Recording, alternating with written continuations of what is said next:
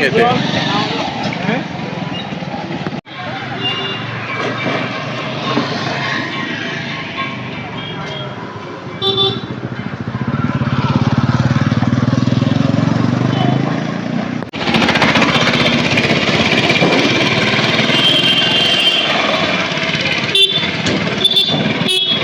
আমার নাম জয়দীপ ঘোষ, আর আমি এখানের না, আগরতলার।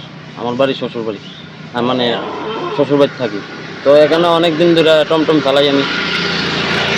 রাস্তাঘাট ঠিক করে না, অনেক জায়গাতে অনেক রাস্তাঘাট ঠিক করে না। কিছুদিন আগে মানে ওই কালকা কিছুদিন আগে একটা ছাগল মারা গেছে এই ঠেকনাল কেন, তার লেগে আমি কইতেছি নিজেরটা নিজে আইনা দেলাই। সরকারে জনে করে না, আমদানি করতে লাগে, এর লেগে আমি নিজেরটা নিজে আইনা কোন জায়গাতে তুমি এই কাজটা হাতে নিয়েছো? নিয়েছি ফটিক রাই।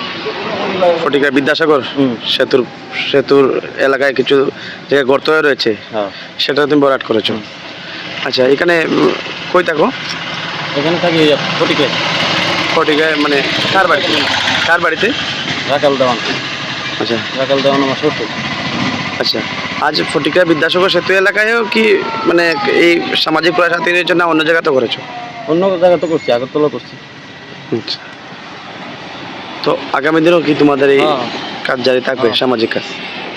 আজকে এখানে মানে কতটি ইট এখানে এসে লাগানো? প্রায় সব মিলে 50টার মতো। 50টা ইট তুমি কিনে এখানে গর্ত ভরাট করেছো। ঠিক আছে।